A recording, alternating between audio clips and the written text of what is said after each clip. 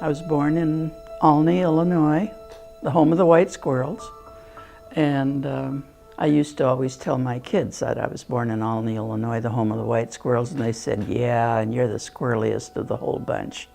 My mother and father worked in shoe factories. Mother went to as far as the 8th grade, and then she had to quit school and go to work.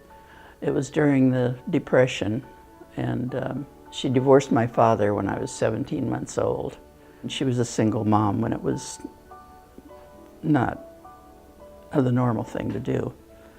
So I really grew up without a father, and always kind of envied the other kids that had fathers, because I sort of felt left out. Then, as I say, during the Depression, a lot of the shoe factories closed, and it was get a job wherever you could.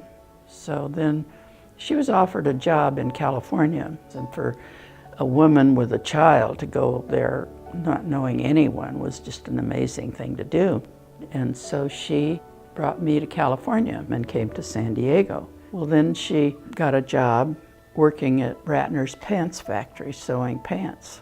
But she didn't work there very long because she decided she didn't really like me coming home from school by myself, and so she got a job as a live-in housekeeper.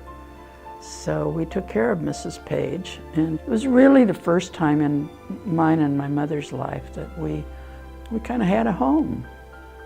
Well, then when I was 16, I went to work at Walker Scott, and it was while I was working at the stationery counter at Walker Scott that Ruby Slaughter and Joyce Slaughter Stockton, her daughter, came in, and they were given the job of getting a date for their son and brother, who turned out to be Jim Slaughter.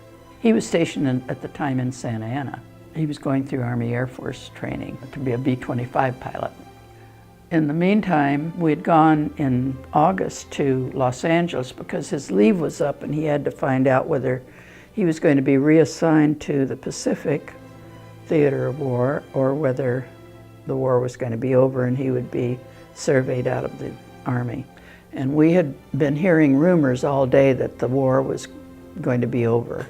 And it was finally announced that the war was ended. So then we could proceed on with our plans to get married, which we did. We came home, we got married on September 22nd. My mother swore up and down she couldn't plan a wedding for her only daughter in such a short length of time, and I said, I don't care, we were anxious to get married. So we started having a family. Steve was born on April 12, 1947. Then David was born 18 months later on October 10th, 1948. Then Lynn was born on December 7th, 1951. Pete came along 2 years after Lynn. He was born December 10th, 1953. So we had quite a family going. It was about that time, Jim called me. We were supposed to go to a boat launching for one of his customers, and said he was coming home. He wasn't feeling well, but that night he was quite ill, and the next morning when the doctor came, and he said, well, I know what you're worried about, but he said, we don't know until we do a spinal tap, whether he has spinal meningitis or polio or encephalitis. Well, none of them were very good choices, but after the spinal tap, it was determined that yes, he did have polio. So the doctor told me that night, he said, well, if he lives through the night, he's got a pretty good chance of surviving. And so the next morning, he was in an iron lung and totally paralyzed, but he lived. So anyway, he lived until he was 51. And so the church where we belonged, they started a widow and widowers group. And I didn't really think I needed the therapy, but a friend of mine talked me into going. And then my neighbor across the street, Hank Harriman, had lost his wife about a year before Jim died. And he called me and said, why don't you come to this group? After one of these sessions, so I got a call after Hank got home, and he said, I need to come out and talk to you. And I said, okay. And we had gone out on we'd gone to a basketball game, we'd gone to a couple of places for dinner. Other than that, we had not really dated. So he came out and he said, well, I think we ought to get married. I said, well, how long do I have to think about this? And he says, about 10 minutes. And I thought, well, you know, I made up my mind to marry Jim in a very short period, and it worked out pretty well. So I think I've got pretty good instincts. So I said, okay. And we've been married now for 37 years, so it worked out pretty well. We were married October 31st, 1975. And then the grandkids started coming.